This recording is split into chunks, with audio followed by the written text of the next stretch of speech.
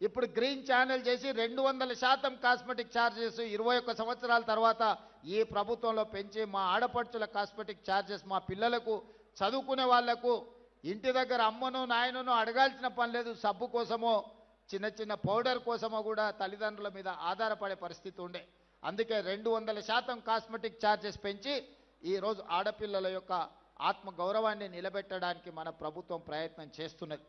ఇదే కాదు, చదువుకున్న పిల్లలు 2011లో గ్రూప్ 1 పరీక్షలు నిర్వహిస్తే 2024 వరకు 15 సంవత్సరాలు మళ్ళీ పరీక్షలు పెట్టలే.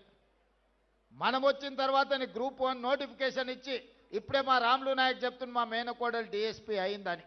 ఈరోజు 563 మంది గ్రూప్ 1 ఉద్యోగస్తులను పరీక్షలు నిర్వహించి ఫలితాలు ఇస్తే ఈ పేదలకు ఉద్యోగాలు వస్తే ప్రశ్నించే గొంతు వస్తుందని దాని మీద అక్రమ కేసులు వేసి హైకోర్టులో అడ్డమైన ఆర్డర్లు తెస్తే బలమైన వాదనలు వినిపించి డివిజన్ కోర్టులో డివిజన్ బెంచ్లో ఈరోజు పేదలకు అనుకూలమైన తీర్పు వచ్చింది.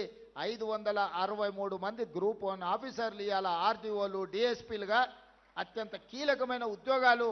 నేను మొత్తం లిస్టు చూసిన ఎస్సీ ఎస్టీ బీసీలకు మైనారిటీలకు ఎన్ని వచ్చినాయంటే 87% ఎస్సీ ఎస్టీ బీసీ మైనారిటీలు ఈ 563 మందిలో సెలెక్ట్ అయినరు. 87% ఈరోజు ఆ రిక్రూట్మెంట్స్తోని పేదలకు లాభం వచ్చింది. Group 2, group 3, group 4 teachers recruitment, doctors recruitment, nursing recruitment, ఈ విధంగా 70,000 ప్రభుత్వ ఉద్యోగాలు ఈ 2 సంవత్సరాలలో ఇచ్చినాం. దాదాపుగా 70,000ల్లో 85% పైగా ఎస్సీ ఎస్టీ బీసీ మైనారిటీలకు ప్రభుత్వ ఉద్యోగాలు ఇచ్చినాము. ఒక్కొక్కరి పేరు ఒక్కొక్క ఊరు వివరాలు ఇస్తా. ఎవరికైనా అనుమానం ఉంటే ఇక్కడున్న చదువుకున్న అధికారులతో పాటు ఎవరైనా నేను చెప్తున్న వివరాల మీద అనుమానం ఉంటే ప్రభుత్వం అధికారికంగా లెక్కలిస్తుంది. మీరు లెక్కబెట్టి చూడండి. ఈ ప్రభుత్వం పేదల కోసం పనిచేస్తుంది. ఈ ప్రభుత్వం పేదల అభివృద్ధి కోసం పనిచేస్తుంది. ఒకప్పుడు భూములుండే. ఇందిరాగాంధీ గారు అగ్రికల్చర్ సీలింగ్ యాక్ట్ తీసుకొచ్చి ఇందిరాగాంధీ గారు లంబాడ సోదరులకి ఎస్టీ రిజర్వేషన్లు ఇచ్చింది. ఇందిరాగాంధీ తెచ్చిన అగ్రికల్చర్ సీలింగ్ యాక్ట్ ప్రకారం జాగీర్దారుల దగ్గర, జమీందారుల దగ్గర, భూస్వాముల దగ్గర ఉన్న లక్షలాది ఎకరాల భూములను తీసుకొని 25 లక్షల ఎకరాలను అసైన్మెంట్ పట్టాల రూపంలో ఎస్సీ ఎస్టీలకు భూ పంపకాలు జరిగినాయి. ఈనాడిగా పంచడానికి భూమి మిగలలే.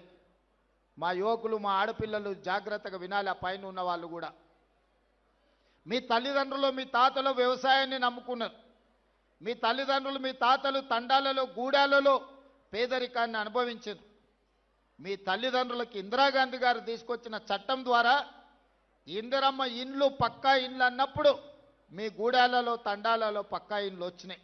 మీకు భూమి లేదన్నప్పుడు, ఆత్మగౌరవం లేదనుకున్నప్పుడు అసైన్మెంట్ పట్టాల రూపంలో మీకు భూములు ఇచ్చి మీ ఆత్మగౌరవాన్ని ఇందిరాగాంధీ గారిని నిలబెట్టినరు. ఇవాళ లంబాడ సోదరులు వాళ్ళ సొంత తల్లిదండ్రులది లేకపోతే తాత ముత్తాతల్ని ఇంట్లో ఫోటో పెట్టుకున్నా పెట్టుకోకపోయినా చాలామంది లంబాడ సోదరులు ఇండ్లలో పోతే ఇందిరాగాంధీ ఫోటో కనిపిస్తుంది. మా రవీంద్ర నాయక్ గారికి తెలుసు, నేను చూసిన. కానీ ఆనాడు ఇందిరాగాంధీ ఇచ్చినట్టు ఇవాళ మీకు భూములు ఇవ్వడానికి ప్రభుత్వం దగ్గర లేవు. ఇవాళ దళితులకు గిరిజనులకు నా సూచన ఒక్కటే. ఆనాడు ఉన్న పరిస్థితుల్లో కాంగ్రెస్ పార్టీ సంక్షేమము అభివృద్ధిలో ఒక విధానాన్ని తీసుకున్నది. ఆ శకం ముగిసింది. ఇవాళ నిజంగా నాకు మీకు భూములు ఇవ్వాలన్నా ఈ ప్రభుత్వం దగ్గర భూములు అందుబాటులో లేవు.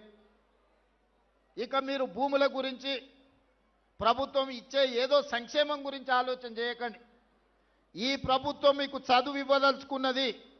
ఈ ప్రభుత్వం మీకు సంక్షేమం కాదు, సంక్షేమంతో పాటు మీకు చదువు ఇవ్వదలుచుకున్నది.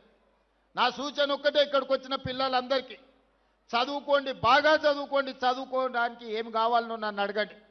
మీరు డాక్టర్లు అవుతారా, మీరు ఇంజనీర్లు అవుతారా, మీరు ఐఏఎస్లు అవుతారా, మీరు ఐపీఎస్లు అవుతారా, మీరు ప్రొఫెసర్లు అవుతారా, ఈ దేశాన్ని మీరు ఏలడానికి ఏమవుతారో చెప్పండి, నేను మద్దతు ఇస్తా. మేమేమీ చేయం, ఇంటి దగ్గర ఉంటాం, మాకేదన్నా భూమి సార్, లేకపోతే మాకేదో చిన్న చిన్న వ్యాపారాలు చేసుకుంటాం అనేది వదలండి. లంబాడ సోదరులలో చైతన్యం ఉంది. లంబాడ సోదరులకు ప్రపంచం గురించిన అవగాహన ఉన్నది. నేను చెప్పేది ఒక్కటే, యుక్త వయసులో తప్పుదారి పడితే జీవితకాలం బాధపడతారు, మీ తల్లిదండ్రులకు భారం అవుతారు. కానీ ఈ వయసులో కష్టపడితే, ఈ వయసులో మీరు చదువుకొని, చాలామంది ఈడ ముందు వరుసలో అధికారులు ఉన్నారు. అధికారులు ఎవరున్నా గుర్తించి వాళ్లకు వివిధ శాఖలలో కీలకమైన హోదాలు ఇచ్చిన. ఎందుకంటే ఆ స్ఫూర్తి మీకు రావాలి. అరే మా వాడు ఈఎన్సీ అయిండు, మా వాడు సింగరేణికి సిఎండి అయిండు, మా వాడు ట్రైకార్కి చైర్మన్ అయిండు, లేకపోతే మా వాడు వివిధ కార్పొరేషన్లకు చైర్మన్లు అయినరు, మా వాళ్ళు ఎమ్మెల్సీ అయినరు, ఎంపీ అయినరు అంటే చదువుకోవడం వల్ల ఈ అవకాశం వచ్చిందని భవిష్యత్ తరాలకు, ఈ యువతరానికి అవగాహన ఉండాలి అని చెప్పి మీ వాళ్లకు వివిధ అత్యంత కీలకమైన హోదాలు నేను ఇచ్చిన.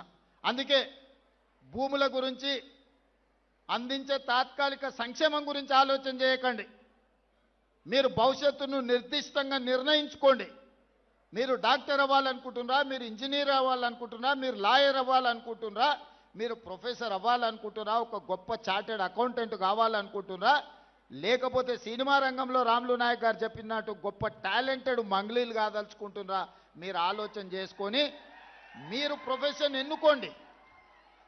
డైరెక్షన్లెస్గా ఉండకండి. నిర్దిష్టమైన ప్రణాళికను పెట్టుకోండి. దానికోసం ఈ ప్రభుత్వం 100% అండగా నిలబడుతుంది. గత ప్రభుత్వాలు చెప్పినాయి మేము ఎస్టీ హాస్టల్ ఇచ్చినాం, ఎస్సీ హాస్టల్ ఇచ్చినామని. కానీ ఎక్కడైనా ఉండడానికి ఏదైనా వసతి గూడు ఏర్పాటు చేసిండ్రా? కాగితం మీద ఆదేశం ఇస్తే సరిపోదు. అందుకే ఈరోజు ఎస్సీ ఎస్టీ బీసీలకు, మైనారిటీలకు ప్రతి నియోజకవర్గంలో young India integrated residential schools 25 ఎకరాలల్లా 200 కోట్లతోని, 100 నియోజకవర్గాలల్లా 20,000 కోట్లతోని 25 ఎకరాలలో ఈచ్ క్యాంపస్ ఈరోజు మనము నిర్మాణం చేస్తున్నాము. ప్రతి స్కూల్లో 2,500 మంది పిల్లలు చదువుకుంటారు. అట్లా 100 బాలురకు 100 బాలికలకు 200 young India integrated residential schools కట్టదలుచుకున్నాము. నాణ్యమైన విద్యను మీకు అందించదలుచుకున్నాం. చదివే మీ భవిష్యత్తును మారుస్తుంది. చదివే మీకు సమాజంలో గౌరవాన్ని తెచ్చిపెడుతుంది. నిన్నగాక మొన్న నా ప్రభుత్వం చేసిన సిపెక్ survey, social economic education employment political and caste survey చేసినప్పుడు ఆశ్చర్యకరమైన ఫలితాలు వచ్చినాయి. సర్వేలో పేదరికం కనిపించిన వాళ్ళకు భూమి లేక పేదరికం రాలే, చదువు లేక పేదలుగా మిగిలిపోయారు. కొన్ని సామాజిక వర్గాలకు 20, 30, 40 ఎకరాల భూమి ఉంది, కానీ వాని ఇంటి దగ్గర పరిస్థితి బాగాలేదు. ఆనే గొర్రెలు, ఆనే బర్రెలు, వాటి మధ్యలోనే వాళ్ళు కూడా ఉంటున్నారు. వాళ్ళకి ఎందుకు అనంటే అక్షరం అనేది తెలవకపోవడం వల్ల, ఆ కుటుంబాలు చదువుకోకపోవడం వల్ల వెనుకబాటుతనం అనేది, పేదరికం వేరు, వెనుకబాటుతనం వేరు. గొప్పగా చదువుకున్న ప్రొఫెసర్ కాసింకు మరి భూమి ఉందో లేదో